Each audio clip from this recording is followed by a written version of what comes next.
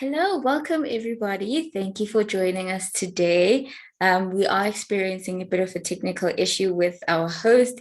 Please let us know in the chat who you are, where you come from, which company you are representing today, and we'd like to get to know you better while we wait for our gracious host, Candace.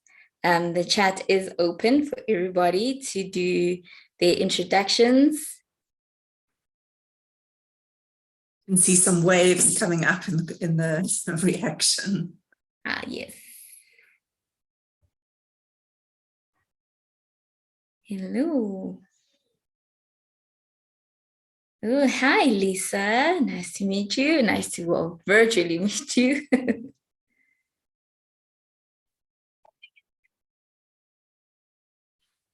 Hello.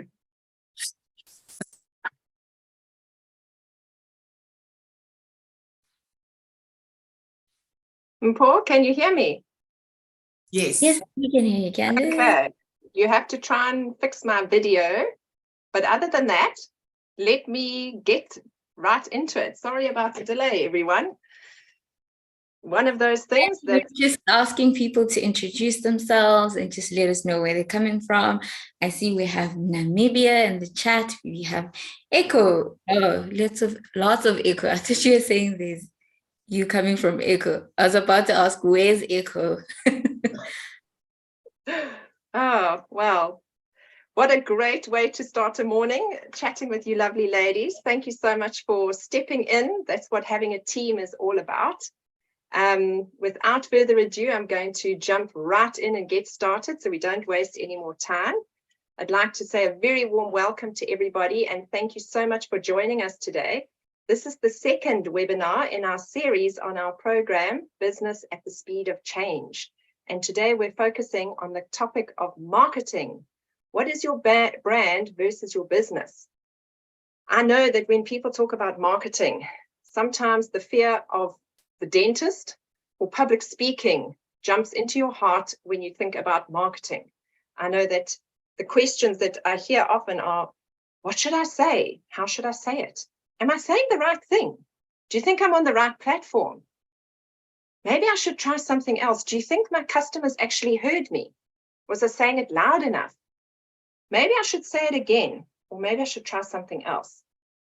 Marketing for any business owner can be a rather challenging expedition. Sometimes we jump right in with both feet, headlong with no plan. And unfortunately, you end up bumping your head and having to start again at the beginning. I like to look at marketing as if it was learning to do ballroom dancing. Ballroom dancing has a specific theme to it. It has a way of doing the dance. There's steps that you have to do.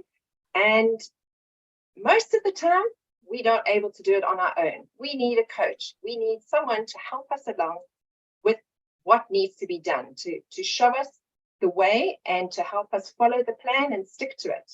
And like anything, it's practice, practice, practice. So to help us with this journey today, I'd like to introduce everyone to our wonderful panelists. We've got Mpho Mogorosi from Ladybugs and Megan Hudson from Niche Intelligence. Both of them are specialists in the area of marketing. But what makes them different and why I keep referring to them is that each of them is an expert in a specific aspect of marketing. And before we get all tied up in marketing and where we're doing it and what we're doing it, we first need to channel right down into the ground and find out what is our message. Who are we? What are we all about? Essentially, what is our brand? So, don't be like a bull in a china shop. Rather, let's speak to the experts and let's get on the dance floor and start learning the steps to marketing. First up, we're going to be hearing from Mpho. Mpho is the ops manager at Ladybug's Marketing. They specialize in business-to-business digital marketing. Mpho helps her clients by communicating their brand more efficiently in the business-to-business space using her superpower of copywriting. Mpho, it's over to you. Thank you, Candace. Thank you for such a warm welcome. Thank you to everybody who's joining us today.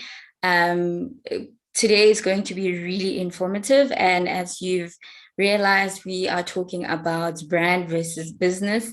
And I'll also be talking into, let me just fix that.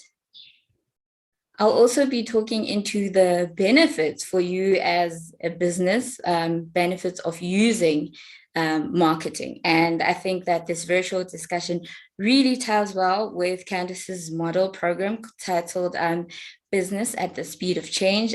You should see it in the chat just now.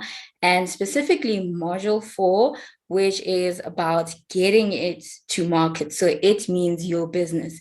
And this program speaks well into companies of any size that could work both through the branding and the marketing side of their business. So before I get started with what I want to talk about today, I'd like to introduce Ladybugs. So who are we as Ladybugs? I'm not about to do a sales pitch to say buy from Ladybugs, use our services. It's just a brief introduction. So Ladybugs is a digital marketing agency that specializes in B2B marketing. Our tagline is the silver bullet of business marketing. And essentially, our business culture is about testing things or methods with our brand first before presenting those ideas and models to our clients. And we do that especially because we value our client's brand and we believe that a client's brand needs to be understood, it needs to be cared for, nurtured carefully, because it is a representation of their identity, and their reputation basically lies on the type of brand they build online or just anywhere else. Next slide.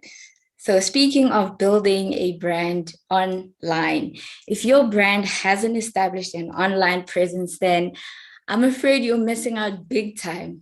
In this digital age, a strong online presence is like in the form of social media page, your website, a blog, an e-commerce platform is one of the best things that you can do for your business or your customers. So for a company to remain competitive today, as we've all seen that we are moving into hybrid places and most people are doing events online, or most people are marketing themselves online rather than in person. So customers need to be able to easily find you online through your website, need to know about your products or services or information with just one single click. Having an online presence for your brand, especially if you are in a B2B company, business to business, having an online presence will enable you to do the following. So having an online presence will help you have an enhanced, will help customers have an enhanced accessibility to you. By that, we mean that when a potential customer wants more information about your company or your products and services, they're likely to do their research online. So think about yourself when you want to know more about a brand, about a product, or about something new. You usually go online to try and find more information. So you want that. You want the same thing for your specific brand. It's an effortless way to browse prices, compare services with just a single click. So make sure that your customers can get access to you through a simple Google search, so that you can use things like SEO optimization. So that means using the right keywords when you're building your website, even on social media. So everything that is pertaining to your online brand, it should give your customers all the information that they need to know about you. And the next thing is social media, or having an online presence, enables you to reach a wide audience. So by linking, for example, your website address onto your social media channels, you can exponentially increase traffic to your website and overall get all the leads that you require to grow your business, to get more people to use your services or to sell more products if you are a product-based company. Another thing is that having an online presence as a brand it's the most affordable form of marketing that you can have. So people have a perception that using social media requires money, but it actually doesn't. An online presence is a simple yet effective way to get people interested in your company. So you can consistently post things like thought-provoking or thought leadership content, more about your products, more about your services, personalized posts like video clips of yourself, just talking more about yourself, because people buy from people. So you don't want to seem too salesy when you're marketing your brand to other people. And then next up, having an online presence enables you to build relationships through social media.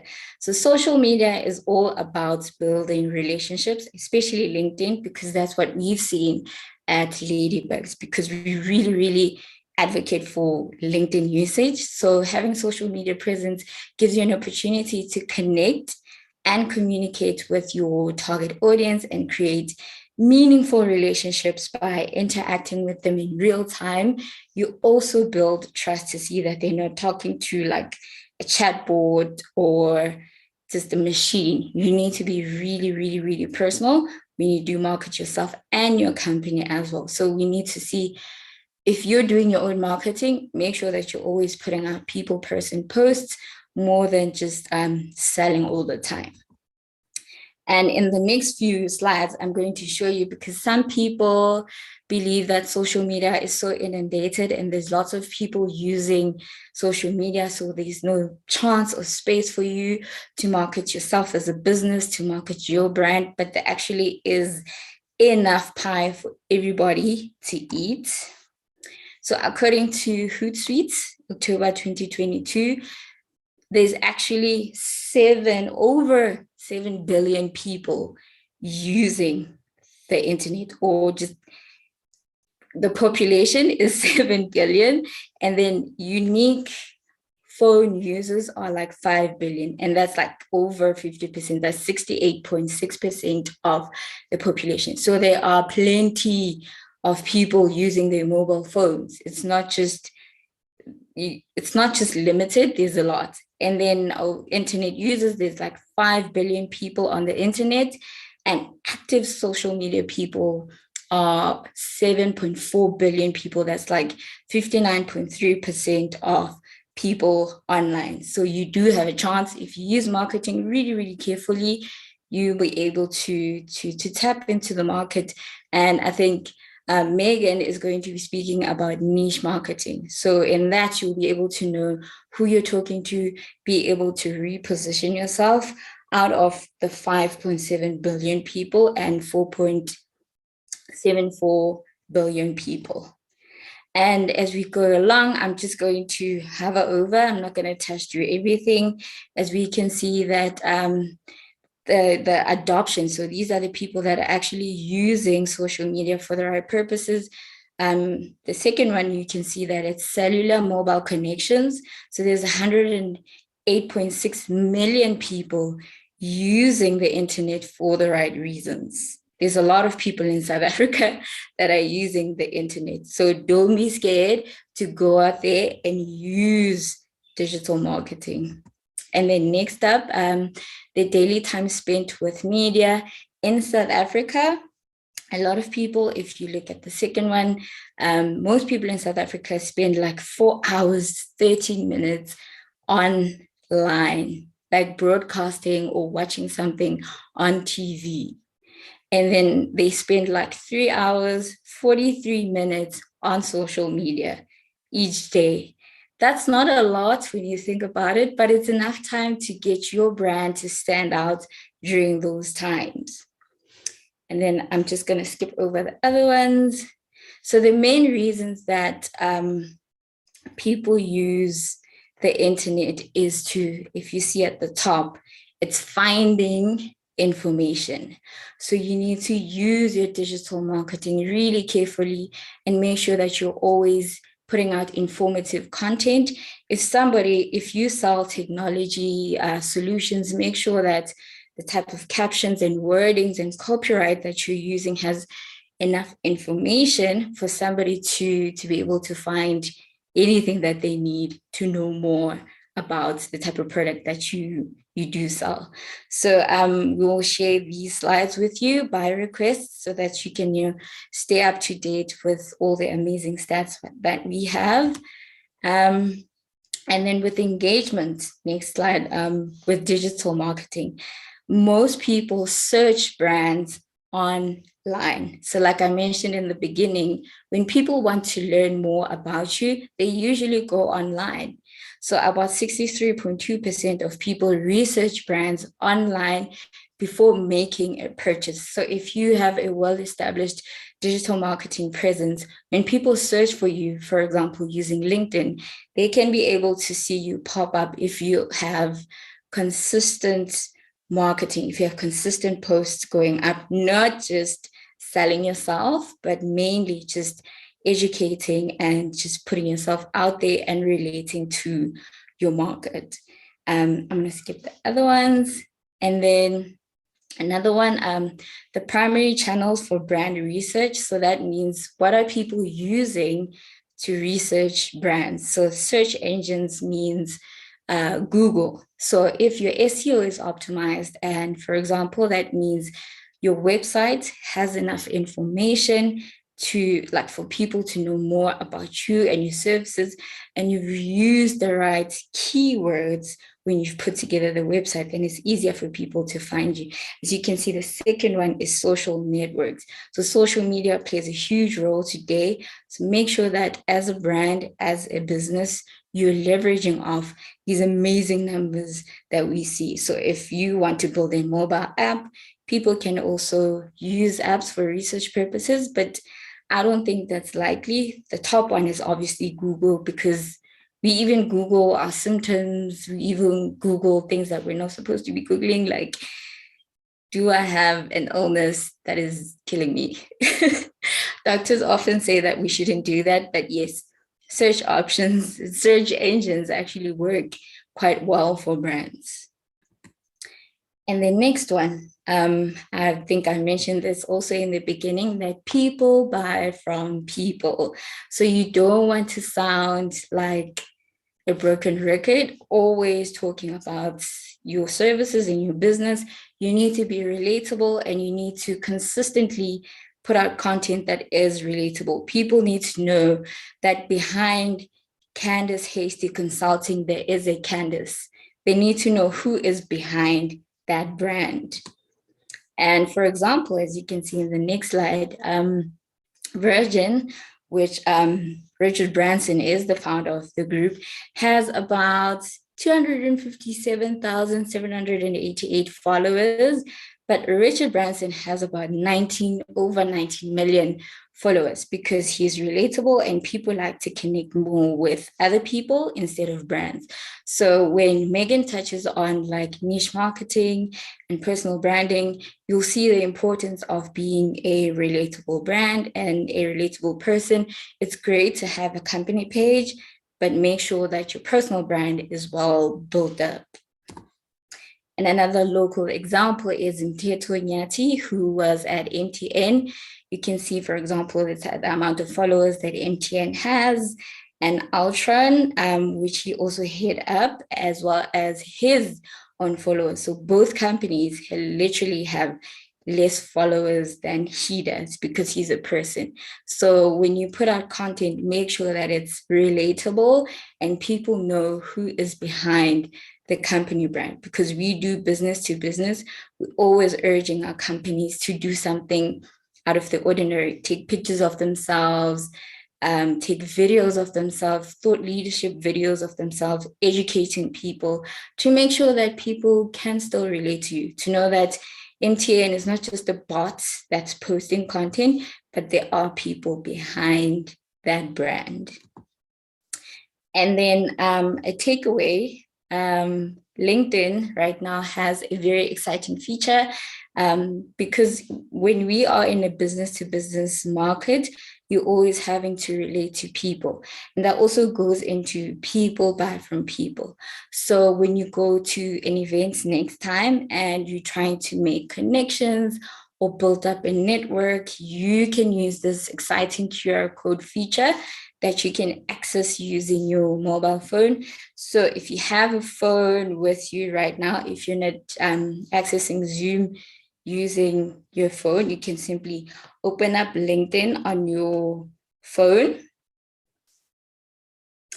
And then you click at the bottom, you will see there's a feature that says My Network, or a tab that says My Network. You click on that. And then there's like a tiny person with a plus on your right.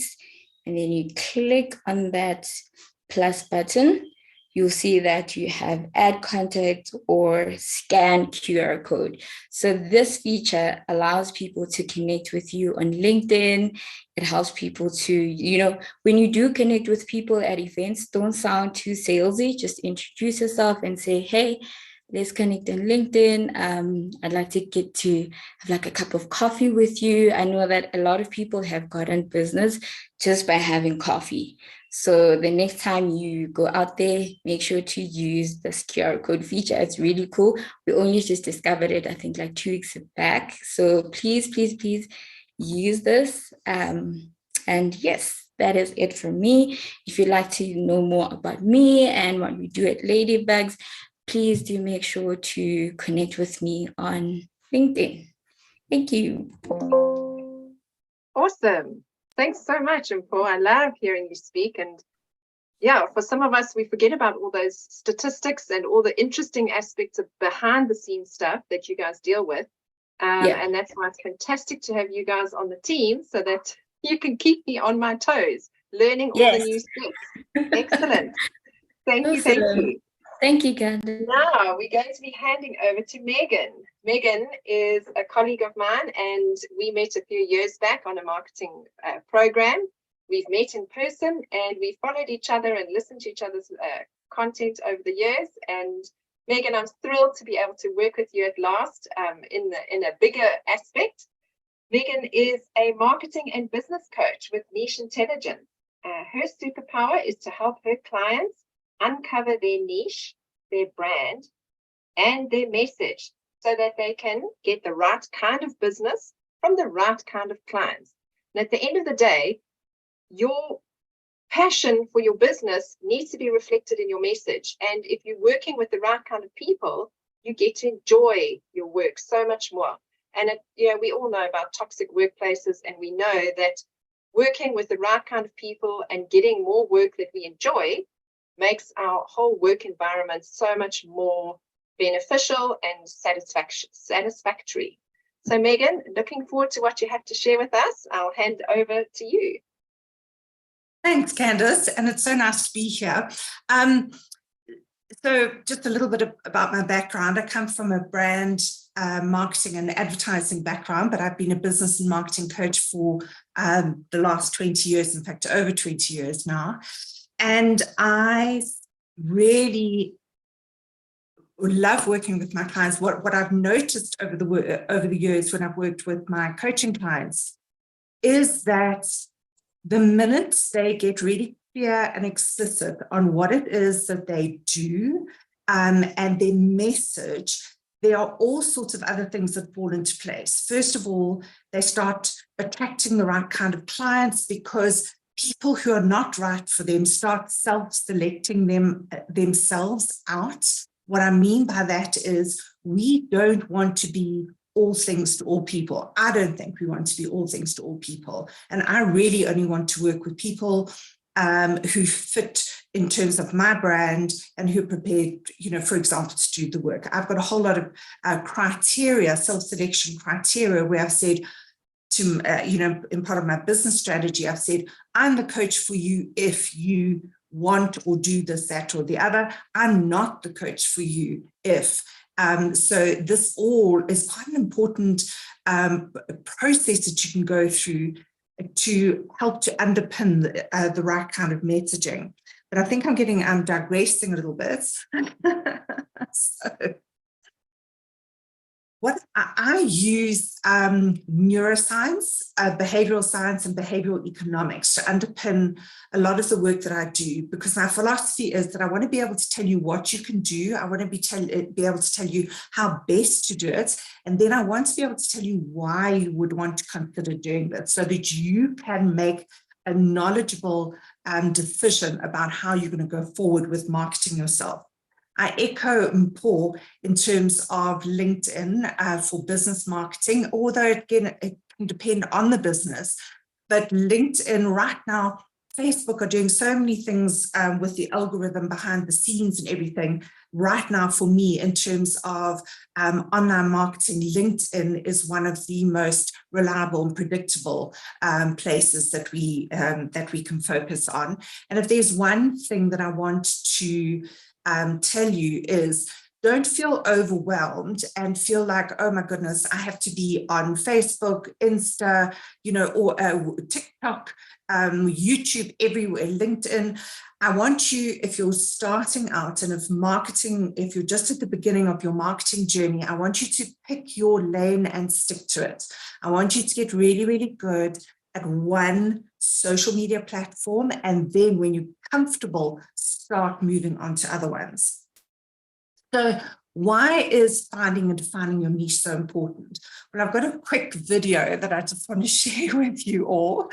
So because I think this very cleverly highlights how important your niche is. So here we go. Just carry bubbles to safety. It's amazing. What do you do for a living? What? What do you do for a living? I don't understand the question. What do you do? I was just... News. For a living, get a career you can be proud of at careers24.com. Online, on the go, 24/7. So I love that video. I hope you could all see it quite clearly, but I love that video because it really distilled for me. How many times do we go to a networking function and somebody says, oh, it's so nice to meet you. What do you do? And we go, And the problem with not having this, nasty kind of crafted message that we can draw on and, pull out in these kinds of situations is, think about it. If you meet somebody who's completely lacking in confidence, that you're not really going to feel confidence in them, are you? So it's really important that we are able to tell other people clearly, explicitly, and with enormous confidence what we do, and show that we have massive conviction in the work that we do. So my company is called Niche Intelligence, because I think just as you need to develop your emotional intelligence and other kinds of intelligences, I think you have to develop your niche intelligence. And why do we want to do this? Well, neuroscience tells us a couple of things about the brain. Firstly, our brains want to be as metabolically efficient as possible. Our brains are actually inherently lazy. And I remember reading somewhere in the research that our brains are actually, I want to get this right, our brains are actually responsible for anything up to 70% of the energy consumed by our bodies at any one time. So in our daily lives, as we're going through our days, our brains are trying to conserve as much energy as they possibly can. And what does this mean? When we are confronted by a confusing message, when we are presented with a task that takes too long to decipher, or a message that is too complicated to unravel, we actually switch off. We get distracted. And that's why finding and defining your niche is so very, very important. It's all about creating a very clear and simple message and proposition that people, our potential clients, can quickly and immediately understand. Because the next stage, so you're in this networking function, somebody says to you, oh, Candace, so nice to meet you. What is it that you do? Candace comes up with her very clear message to, to tell you what she does. And then I'm going to turn around and say to her, gee, that sounds interesting. Tell me a little bit more. So at that stage, you want to have about 2 to 3 sentences that kind of flesh out what your core message is, that help people understand in a little bit more detail what it is that you do. And hopefully that's so interesting that they say, oh my stars, I really need to get your contact details and we need to get together after this. I'm so interested. Paul spoke about the importance of brands and the fact that we are all our own brand custodians in terms of our businesses. And there's this Professor Susan Fifth, and she some years ago wrote the most intriguing book. So she and her team did a whole lot of research around brands that we see on the shelves in the supermarket. What they realized was that people were using the kinds of words to describe these brands. They were using similar words that would be used to describe a person. Okay, so for example, this brand, it's reliable. I can trust it. It performs, every time. It's trustworthy. These kinds of words. It's effective. But descriptors that we would use, adjectives that we would use of describing a person. And so they kind of walked that back, and they actually realized that from an evolutionary point of view, people were the first brands and our faces were the first logos.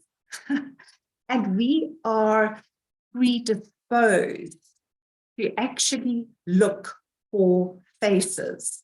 Now, Paul was talking about how important it is to be showing up regularly and consistently on social media, have a very clear message.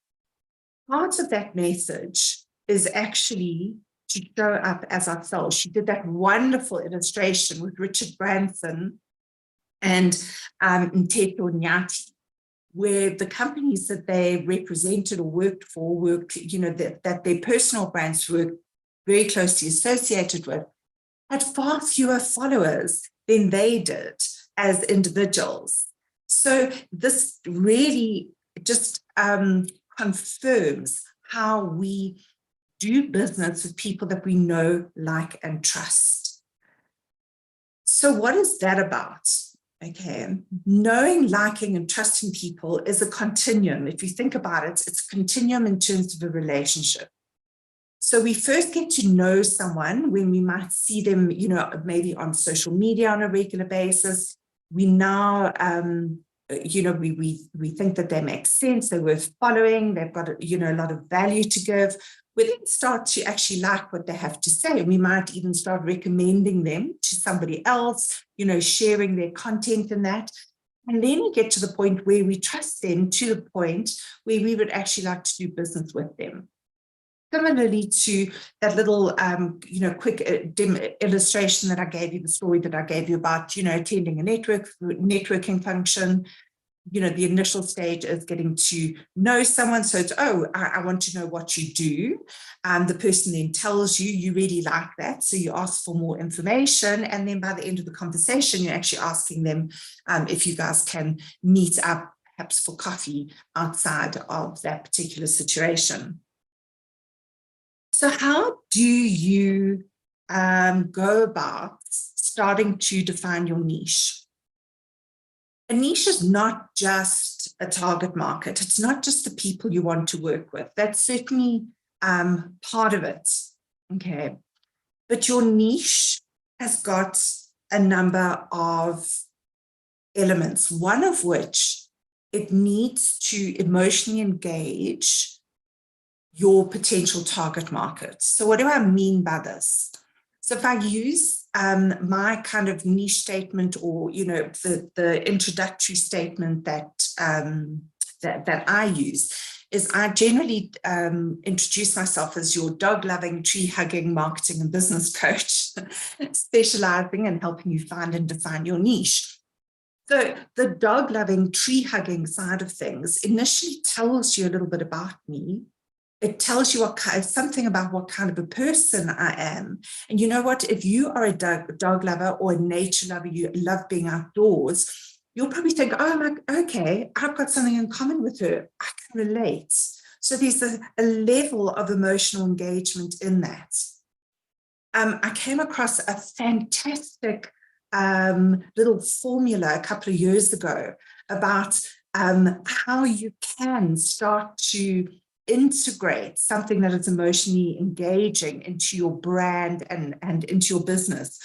There's an online, she does online training. Her name is Jenna Kuchar, and she has identified what she calls the JK5. Okay, so she's taken 5 areas in her personal life that she's quite comfortable talking about and sharing about in order to, I don't want to say make herself a little bit more vulnerable, but make herself a little bit more fleshed out and more of a person online, because she is the brand of her business. So one of the things that she talks about is the fact that she and her husband have bought a house that they've been restoring. It's I think it's on the coast near the sea. So she'll often share photographs of the view from her office, out of the window, those kinds of things. It's not so intimately personal that you are spilling out all your inner secrets online, okay? She loves macaroni and cheese. She's crazy about it. And she will often mention that she found, a new recipe, to the point where people who follow her have actually sent her their own grandmother's macaroni and cheese recipe. So she could quite easily publish a book on, different macaroni and cheese recipes, and it wouldn't be too far outside of this persona that she has created online. The interesting thing about using something as easy to identify with as macaroni and cheese is that maybe when you're making macaroni and cheese, Jenna Kuchar might come to mind. And you might then start thinking about her, maybe put on one of her podcast episodes. But it's just a way of expanding that brand awareness into something that is more that is closer to us as her audience. Something that, it makes us feel like we know her a little bit better. When you are, there's an exercise that I give all of my clients as part of starting to identify and find and define your niche. So your niche is around, what is the business that you do? How is it that you go about doing business? Who do you want to do business with? What is it that you bring to this brand or offering that you have? So this exercise is a skills stacking exercise. So that's the easiest term that I can find to think of it. And so what you want to do is look at, personally and professionally, go through your life and look at the things that you've really enjoyed doing. Look at things that you've really, really done well, and break them down a little bit further. So an example of this is, you might have been a waitress. Well, I was a waitress when I was at university, okay? Well, what are the skills that I learned during that time? So I learned how to deal with difficult, and they call them hungry and angry people. I learned to deal with, people who maybe weren't always at their best.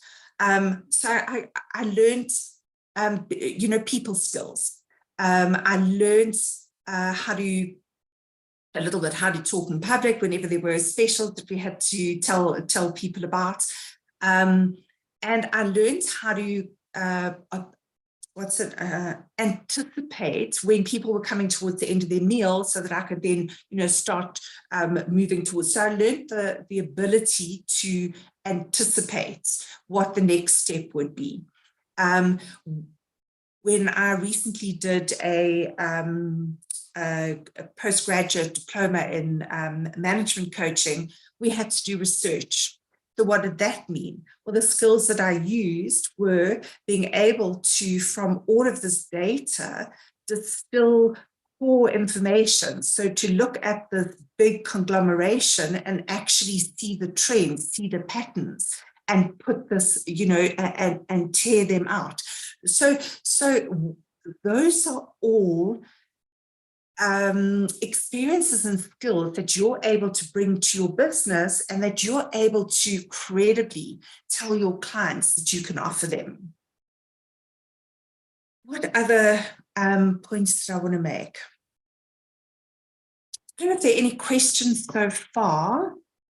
Have I seen anything in the comments? No, I haven't seen any questions yet, but I'm loving what you're sharing. Something that I've always loved about hearing you speak is the way that you engage with us. You make such good eye contact, and that whole concept you were saying about the human is the original brand.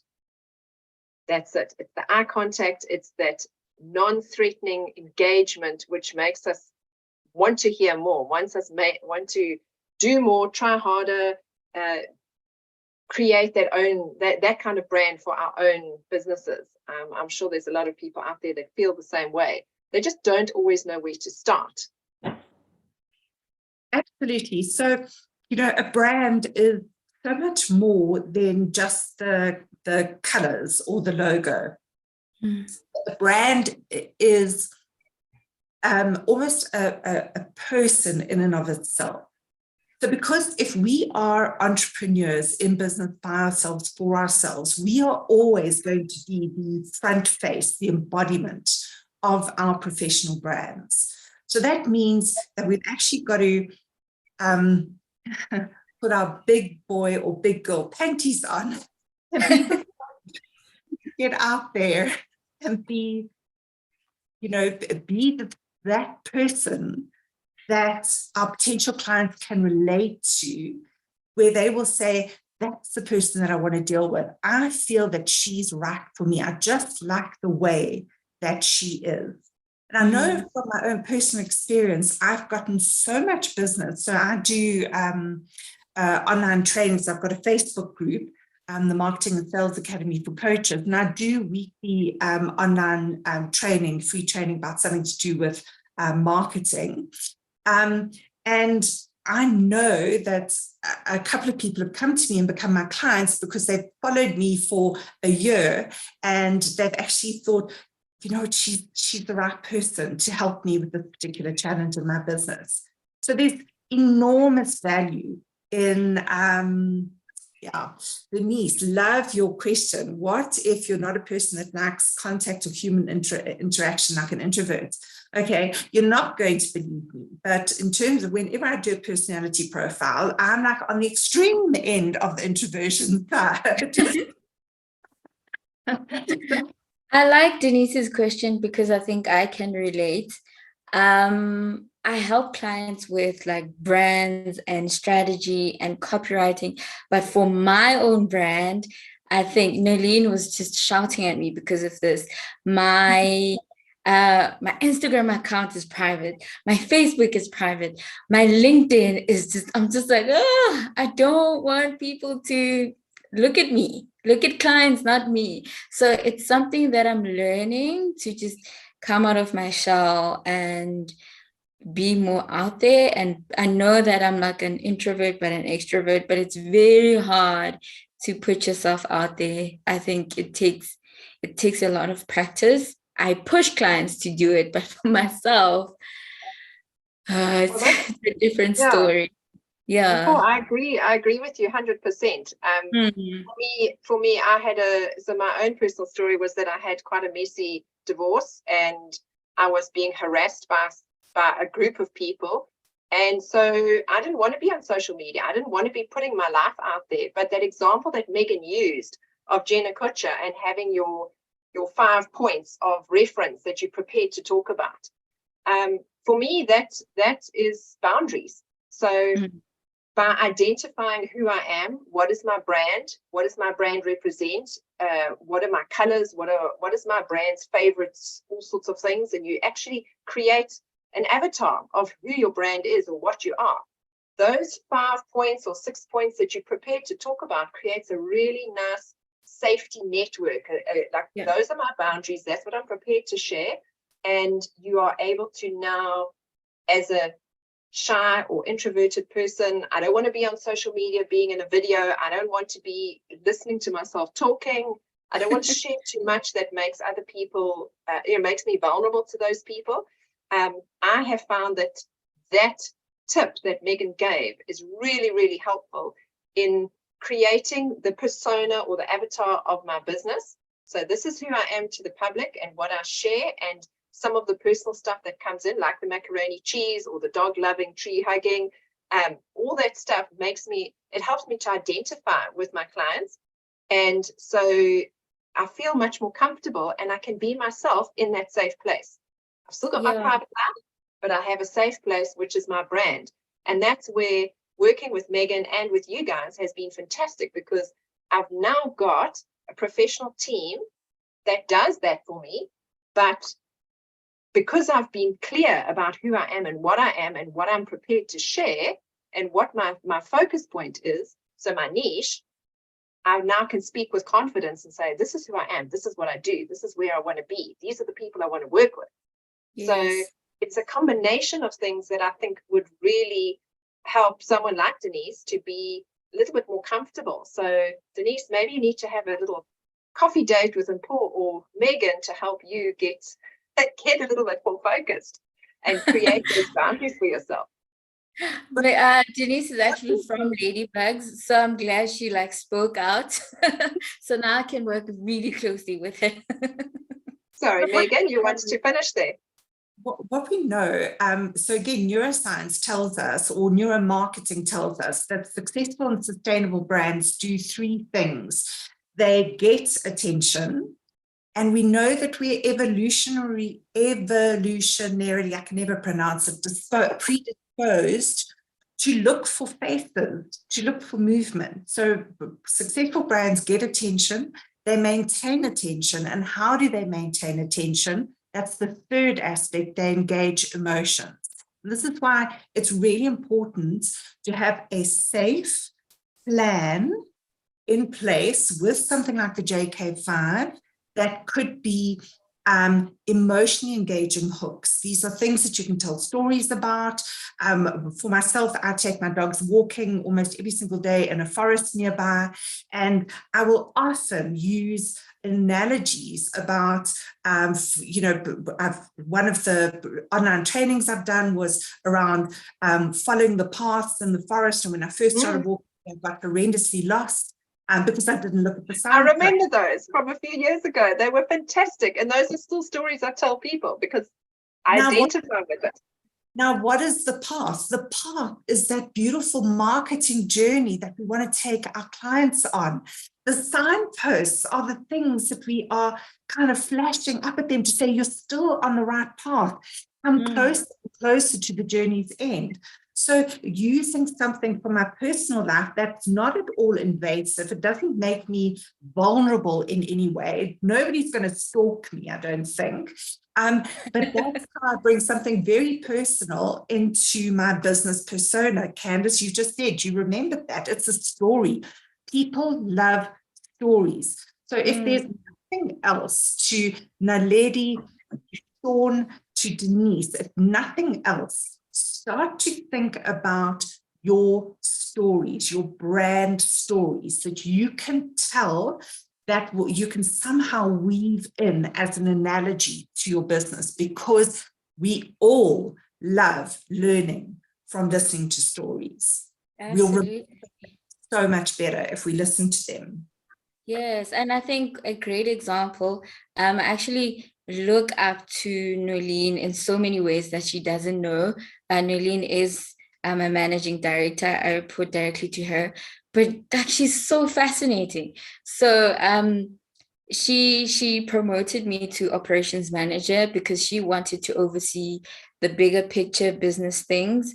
And in our meetings, she's no longer fully involved, so I have to like be with the team, and she felt like she was missing out that connection with the team and everybody else. And she actually wrote a blog under her LinkedIn to just inspire leaders and say, you can turn the fear of missing out into the joy of missing out. So from FOMO to JOMO. So she took that personal story, also what was happening in the business, to be like, it's okay to miss out on things. And as a business, it's okay, as a business leader, it's okay to start letting go and delegating better. And I think that article was just a masterpiece. I loved it so much because it was personal and it was also speaking into business leaders. So her brand is mostly about being personal. She doesn't believe in oversharing, which is a problem sometimes. But I think it's amazing how she does it. And I'm like learning. I love what you're saying, Megan, about carefully picking out which parts you'd want to put out there. And I think that is amazing. I want to implement this. After the session, I'm going to be intentional about implementing this with my own personal brand. I really love it. Cool. And something else, I mean, I was a dreadful bully when it comes to my clients, but I'm a coach, so I'm supposed to be an accountability partner. But one of the things I say is, you're coming to me because you want to grow your business. That is your number one priority. Again, you've got to put your big boy, big girl panties on, and you have to, for the time being, suspend some of your personal dislikes, perhaps, about being out there, about putting yourself out there. It's like the big thing everybody says. If you're growing your business is your number one priority right now, you have to do what it takes. And part of doing what it takes is being the representation, the embodiment of your business brand. Yep. Definitely. I agree. I always say to the team, as a brand, I know that we're young, so our team is really young people. And when you're out there, you're representing the Ladybugs brand. Everything that you do does affect us. So please don't go jumping on tables at a bar. Yeah. Exactly. Please don't do that. I was like, please, because it's social media and everything that is filmed and put online, the internet never forgets. So what you put out there is no longer in your control. So whatever content that is being shared needs to be valuable and meaningful, or else just don't share it. Just keep it on your phone. No, don't do. Yes. Yes. Well, ladies, I'd love to carry on this conversation. It's getting really interesting. But I know that our attendees have other things to get on with. And so I'd like to extend a huge thank you to both of you for sharing your time and your expertise with us today.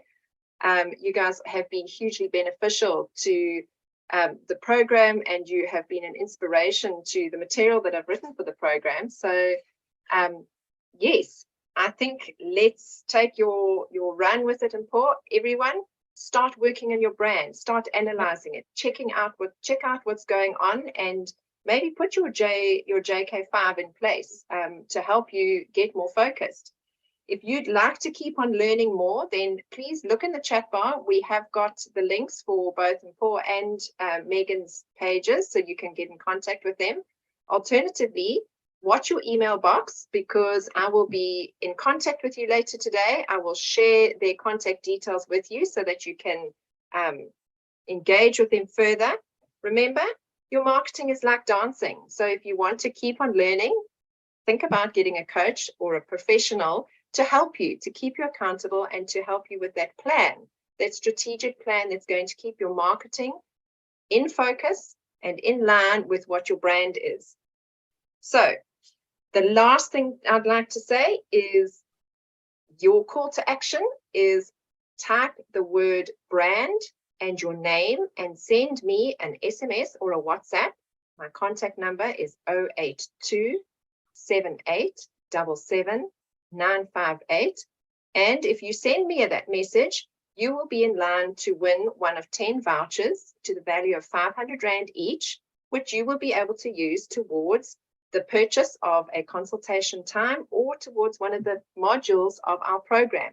So if you'd like to know more about business at the speed of change, please check out the website and watch your emails, because we will be in touch with you to share more tips and learning experiences to help you in your business.